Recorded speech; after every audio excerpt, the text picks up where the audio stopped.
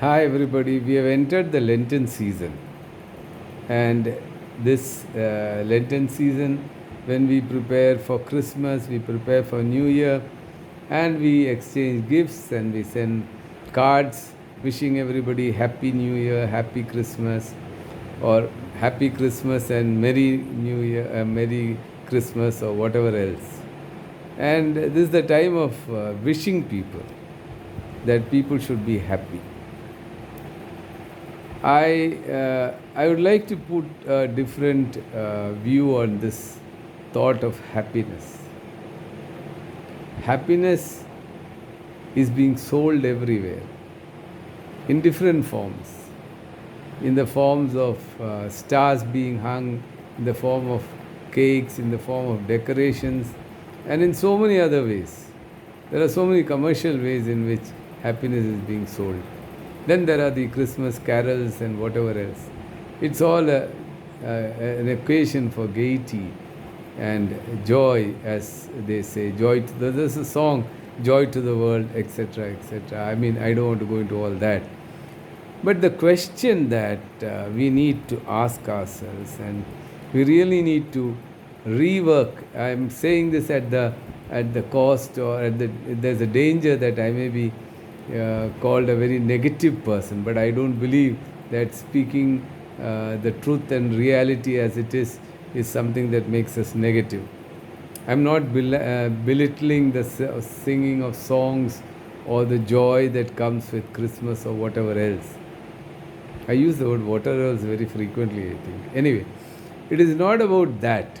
What I am speaking about is the millions of people who are going through sorrow.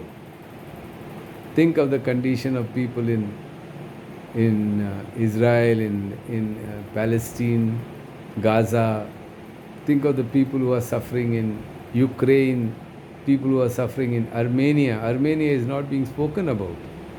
I don't know why people are not speaking about Armenia. There's a lot of problem going on there also.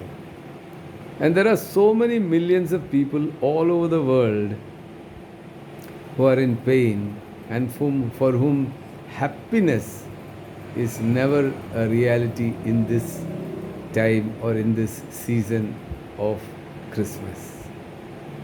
We forget all that and we try to lose ourselves in the joy of Christmas. Can happiness be sold? Can happiness be bought?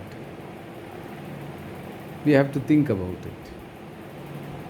Jesus speaks about the pain and suffering that humans go through. Remember, the life of Jesus teaches us something much deeper about the meaning of happiness.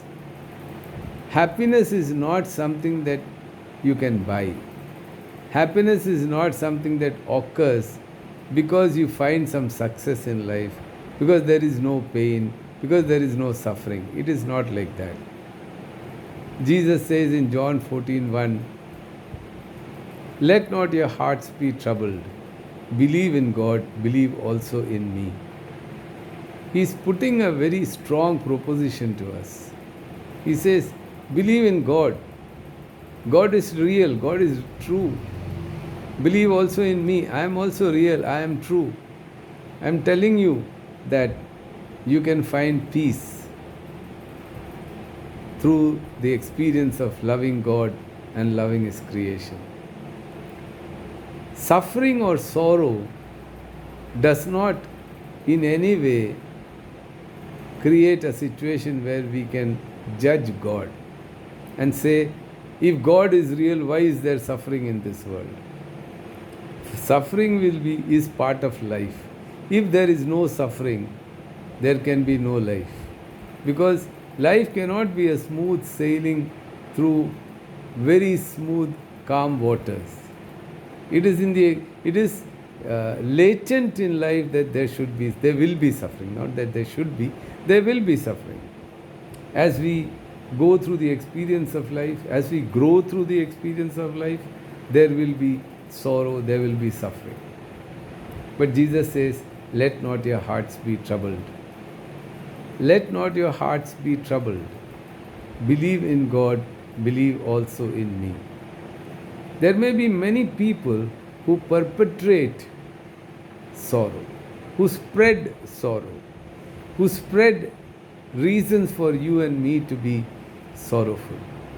But keep your head high in God, because God loves you. And sorrow is not something that will not occur. It will occur. Where there is wickedness, where there is evil, where people hurt each other, where people hurt you, there will be sorrow. I mean, today when I think of it, the Christmas season, the largest sale of liquor occurs during Christmas season. Why? Or even Easter. And think of the number of people who get drunk and who abuse their families. How sorrowful it is. I mean, why would we think of happiness as indulging in something that creates sorrow for somebody else? Why would there be a war that creates sorrow for so many innocents of people? Hundreds of thousands of innocent people who are suffering. Think of all that. So, what we need to understand is that whatever be our condition, whatever be our status, as Jesus says, let not your hearts be troubled. Place your pain in God. Trust in God. God loves you. God cares for you. Paul says in Philippians 4:4, rejoice in the Lord always, and again I say, rejoice. What a beautiful way to put it. Even in your sorrow, rejoice. Thank God. Say, God, thank you. This can only mentally hurt me. The abuse can only hurt me mentally. But in my soul, in the depth of my person, I can find joy in you. Why? Because you are my creator. You gave me life. Nobody owns this life apart from you. And what life you have given me, I own it. A person can only hurt me.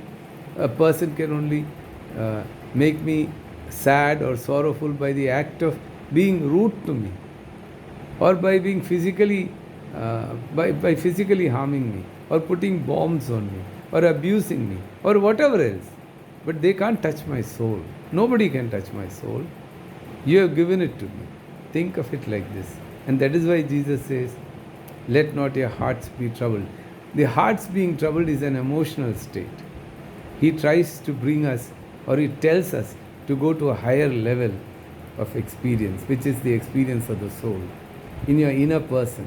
When you strive through this sorrow, when you strive through this pain, when you strive through the tragedies of your life, you emerge into a new life. That is the beauty of life. You will emerge into something new, beyond the sorrow, beyond the pain, beyond the hurt. And I believe that is what Christmas is about. More than the singing, more than the stars, more than all the cakes, more than everything else, is the inner joy that you will get when you get in tune with God. When the song of your soul is reaching up to God, even if it is in a weeping state, even if it is in a crying state, it will ultimately end with the rhythm of God entering your lives. I hope and pray this Lenten season would be something like that. Like Paul says, rejoice in the Lord always, and again I say, rejoice. Life teaches us this, that through the hard rocks of life, through the hard experiences of life, we come to a better,